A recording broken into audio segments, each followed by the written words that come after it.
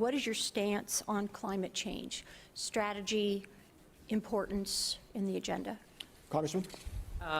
Hey, Mike, you and I go back on this when all the energy talk was going on. Yeah, it's important. What are we doing to change it? We're doing a lot. And here in this country, it's working.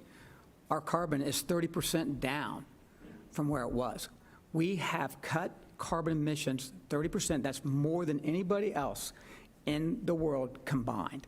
So we are addressing it. We need the whole energy portfolio. We need it all because we know it works. Natural gas is abundant. For the first time in this country's history, we are the #1 exporter of natural gas, the cleanest form of fuel that we have. Yes, solar panels work, absolutely. I support that always. But we need that baseline energy piece to make sure that we can keep our electricity going. And more importantly is we want the cheapest form of energy that we can provide our constituents.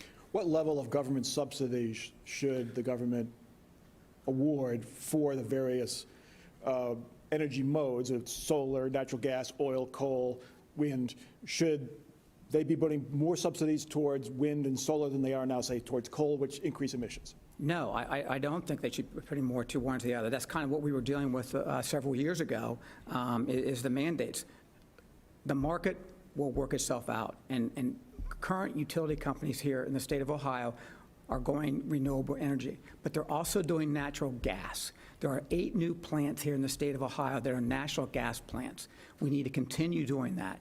And you know, the subsidies have gone down for each one. So I want to see that. I mean, in 2010, 2011, a kilowatt hour for wind was almost 32 cents. Coal was 3 to 6 cents.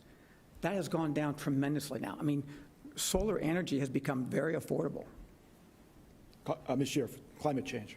So I am a mom of 4, as I mentioned, 3 teenagers in the house, and climate change is top on their list every single day, as it should be for each and every single one of us, because it is such a very real threat. And Congressman Balderson is one of the most offending he is against any kind of climate change reform. So he's a great offender in everything that he's voted against, from the Climate Change Act now to, and most recently, expanding access to Sustainable Energy Act, which would have granted money from the Department of Energy to rural electric co-ops.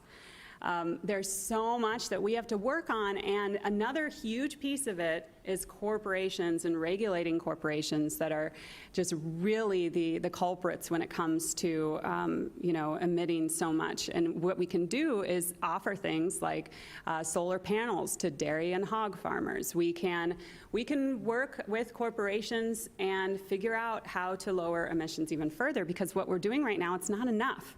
And if we think COVID is bad, just wait. And right now, California, Colorado, I know my first climate refugee, one of my friends I went to high school with, moved back from California to Ohio. So this is very real threat. It's right on our doorstep. It's here.